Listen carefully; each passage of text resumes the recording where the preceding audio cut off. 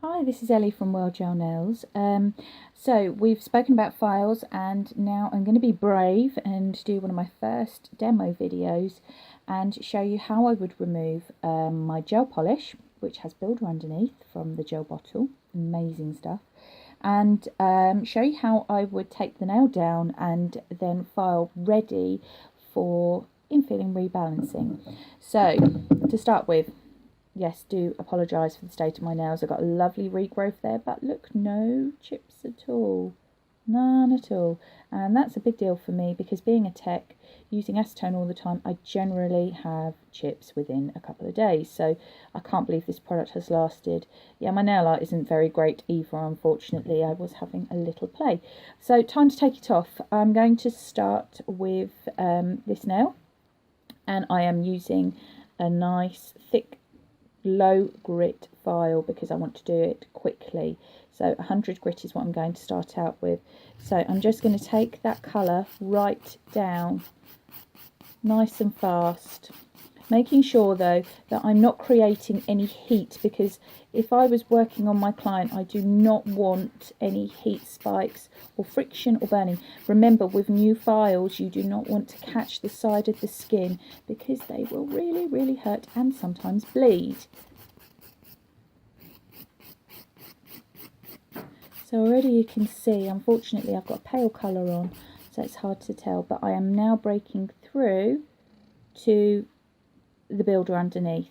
So I'm going to go a bit careful now because I don't want to go all the way through and reach the natural nail. Careful as you come to the area which needs infilling, because that also, you have exposed natural nail there, and I don't want to bring my file over that. So each time I am missing that natural nail there, just coming up close to it and then missing it.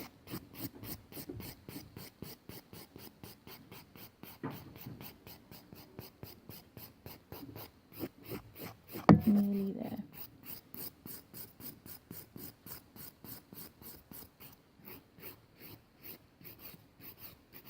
Okay, now I don't use my finger or a wipe. I like to use a brush, and I just brush free all the dust so I can see where I'm going. I do this because I don't want to put any of my natural oil onto the plate, because then you do come into problems with lifting and peeling, and I want to keep it as clean as possible.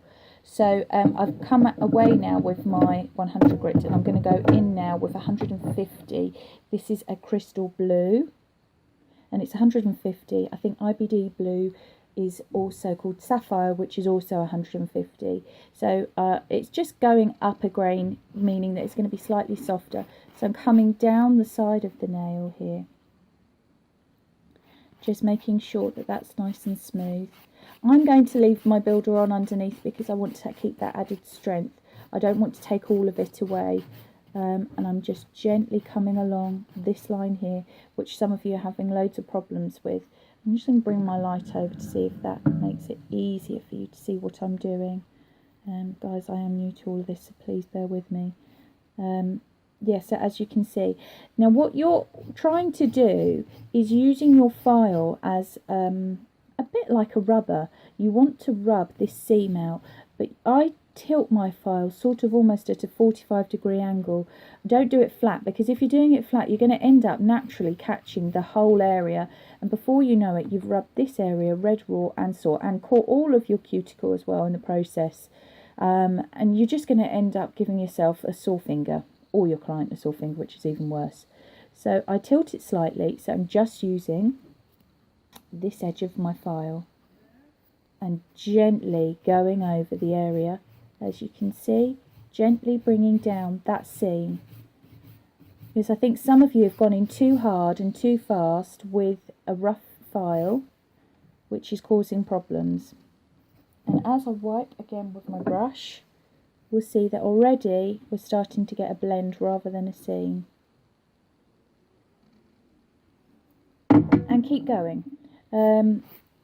Just pause in between, have a look, see how it's going, see which ones are lumpy and bumpy, and at the same point on your nail, if you're finding that your builder you've put on, like I have obviously, not built the apex right, or that you've got any lumps or grit in there, this is the perfect time to start building a really nice looking nail bed.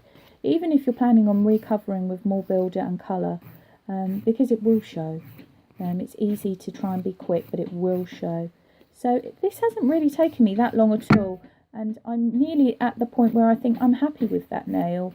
I'm a massive fan of buffers. I think they really help and get rid of any imperfections. So I'll try and tilt my finger that way. You can still see a bit of the seam left there. I'm just going in again, slightly angling.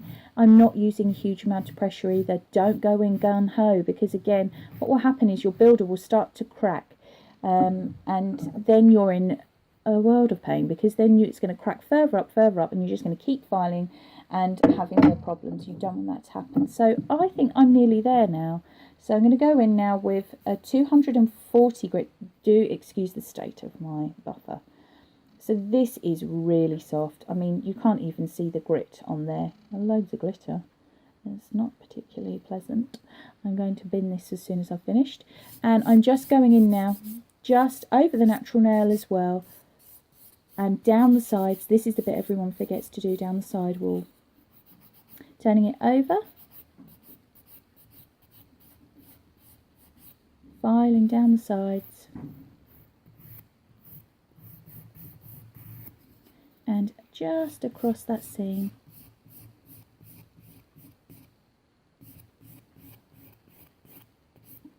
So this merges the two together.